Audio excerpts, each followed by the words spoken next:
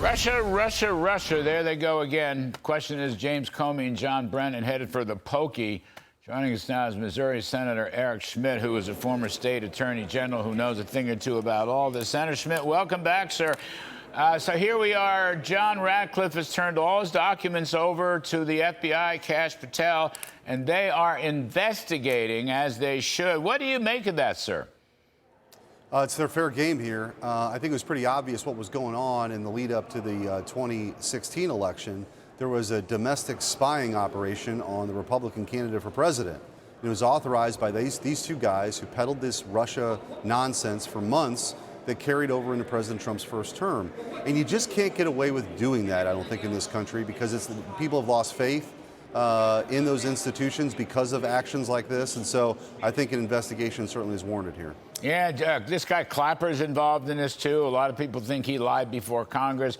I mean, I think it's going to be a full-fledged investigation. The other thing, Senator Schmitt, I want to raise with you is the whole, think back, the invasion of Mar-a-Lago at dawn, looking for documents. I mean, this is one of the most made-up stories we've ever seen. Now, this was an FBI operation led by the Justice Department. Now, that's got to be investigated, too, doesn't it?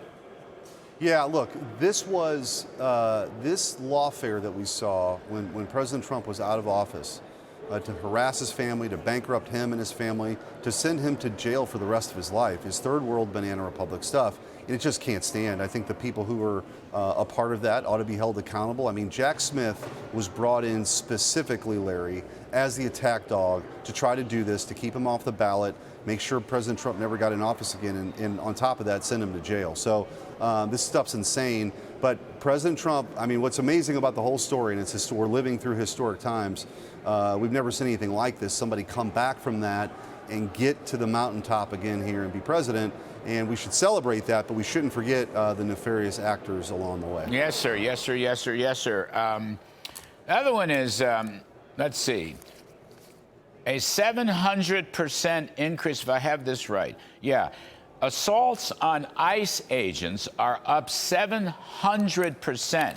Now, I believe you're got a bill cooking that would deal with it. This is incredible.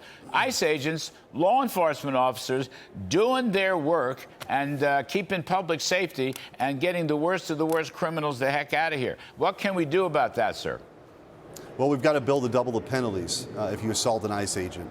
So you could spend decades in prison if this is what you choose to do. I think the radical left, they're adjusting their tactics. They thought that they could, open up they did open up our borders and send 20 million people here illegally. They thought they could make them citizens, but then something happened. President Trump won the election, and now they're playing defense. They're losing in court on these fronts too, Larry. So they're resorting to violence. A 700% increase in assaults on ICE officers. It's unacceptable.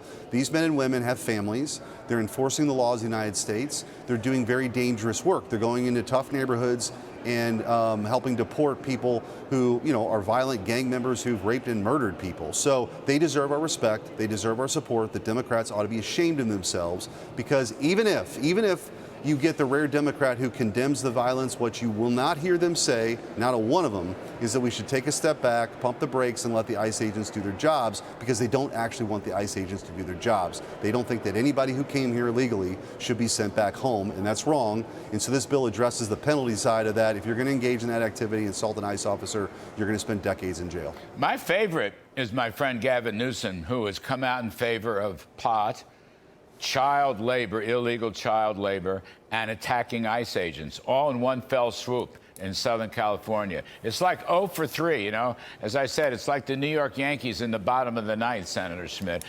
Newsom wants to be president, and he's 0 for 3. Pot, child labor laws, and ICE agents getting whacked. I mean, they took a shot at the ICE agents. Well, and don't forget it, by the way, he's one of these guys who are complaining that ICE agents are wearing masks. It's the same guy that forced 5-year-olds to wear masks all day long during COVID when he shut down restaurants. Meanwhile, he goes to the fancy French Laundry with his friends for dinner. So the rules didn't apply to him, and he's a total hypocrite. Yeah, you can't make this stuff up. Senator Eric Schmitt, thank you, sir. It's great to see you. Anytime.